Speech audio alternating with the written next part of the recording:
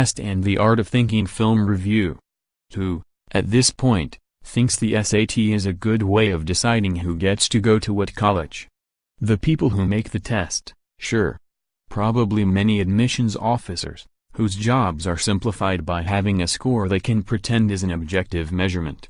And surely the vast number of people involved in the test prep industry, who would hate to see that gravy train dry up. Those groups are likely immune to the persuasive arguments of Michael Arlen Davis and number 39, The Test and the Art of Thinking, which explains how the SAT became ubiquitous and why it needs to be killed. Students, parents and teachers will likely respond with a well, duh, but they may at least find the film useful in arguments with school officials and policymakers. In any case, video and institutional bookings seem most appropriate for this well-made but hardly groundbreaking film.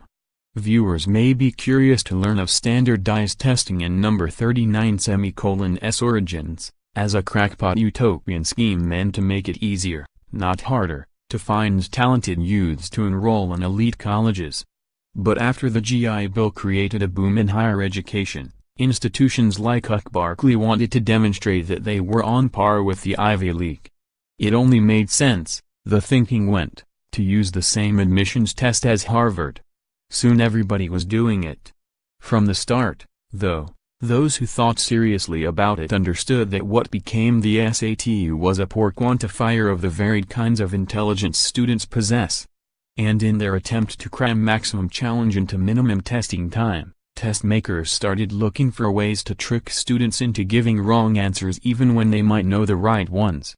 To demonstrate how the test does this, Davis observes tutors who know how to beat the tricks. One describes a black magic technique he claims can often point to the right multiple choice answer even if you don't and number 39 read the question. Throughout the film we meet tutors, prep book publishers, and others who are part of this ecosystem. One speaker says there are 4 distinct billion-dollar industries involved in college admissions, all of whom see the SAT as an enemy that can be defeated with tricks and strategies as much as knowledge.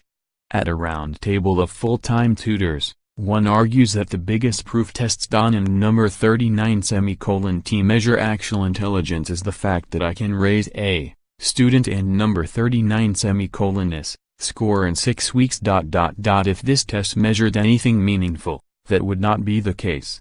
It and number 39 no news to anybody that over the years, schools have devoted more and more valuable classroom time to training that has nothing to do with knowledge or reasoning and is only applicable to boosting test scores. Many viewers, though, will have missed recent developments that actually expanded the SAT and number 39's power, using it to replace assessments that were previously designed by individual states. This debut doc would have benefited from some statistics to back up its ample expert testimony. Numbers would be useful, for instance, to show how SAT scores fail to correlate with college performance or success later in life. It also would be more rounded if it gave time to the SAT and number 39's advocates instead of using footage of old speeches to represent their side. At its most provocative, the doc briefly challenges the assumptions underlying our present higher ed system, where annual college rankings perpetuate the testing problem, and where families go deep into debt in hopes that their kids will find the increasingly scarce jobs that pay a living wage. In a country that has yet to acknowledge the conflicts between democracy and capitalism, our institutions are designed to treat students like one more product headed to market. As one smart but frustrated New York teen puts it here, I don't and number 39 know if I and number 39 am a good investment.